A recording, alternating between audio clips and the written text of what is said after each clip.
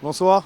La qualification hier soir en Coupe de France vient parachever une saison qui est plutôt prometteuse pour la SMFC. Oui, bon, malgré tout, quand même, bon, j'ai vu le match hier soir à la télé comme tous les supporters de l'AS Monaco. Ça a été quand même compliqué. On a gagné 4-2, mais il ne faut pas non plus sauter non plus au plafond, comme on dit. Un petit retour en arrière. Quand l'entraîneur Kovac a été remercié, vous avez été surpris ou déçu? Ça nous a un peu interloqués et du coup, on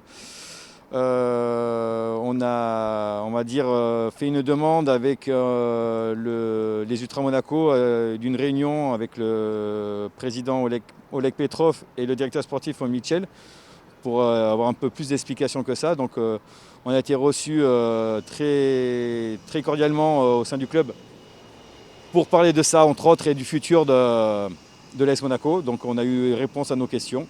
Donc vous attendez en quelque sorte que cela se concrétise peut-être sur la durée. Et puis il y a un petit bémol peut-être, le mercato d'hiver qui s'achève sans recrutement, sans renfort majeur. Vous le regrettez? On en a discuté en réunion donc, avec le club où j'ai un peu pointé du doigt malheureusement les recrues estivales de Paul Mitchell. Bon, alors on va dire que hier soir Jean-Lucas m'a fait un peu taire parce que bon, une passe décisive, un but. Donc on dirait qu'il a l'air de remonter, enfin de redresser un peu la pente. Faut voir, déjà, il faut absolument gagner contre Lyon. De toute façon, maintenant, on n'a plus le choix. Si on veut vraiment que le club joue la Ligue des Champions la saison prochaine, mathématiquement, il n'y a plus d'excuses.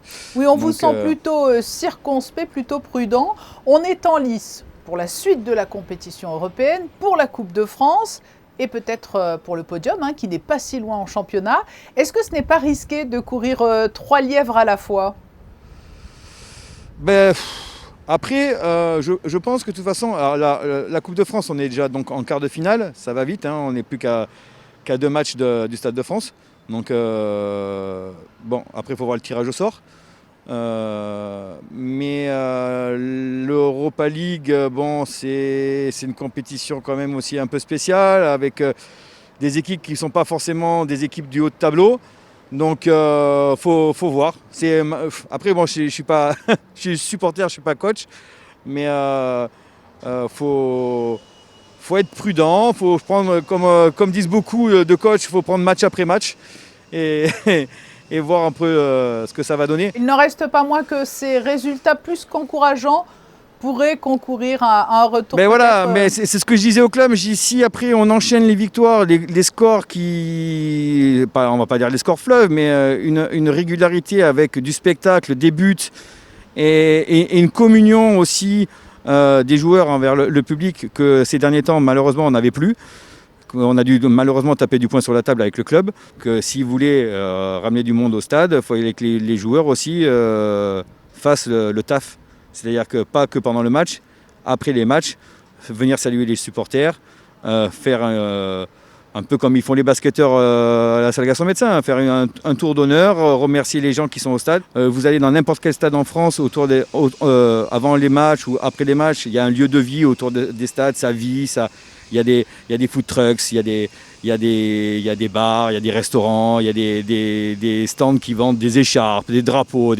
Monaco, c'est triste, c'est triste. Enfin, je ne comprends pas pourquoi à Monaco on n'essaye pas que ce soit une fête. Alors voilà. C'est vrai que la période n'est pas propice aux effusions, mais en tout cas c'est un appel à la communion que vous lancez aujourd'hui. Merci Laurent Maire, président du club des supporters de l'ASM-FC, d'avoir répondu à nos questions en ce lendemain de victoire de l'ASM en 8e de finale de la Coupe de France. Mais bonsoir et merci.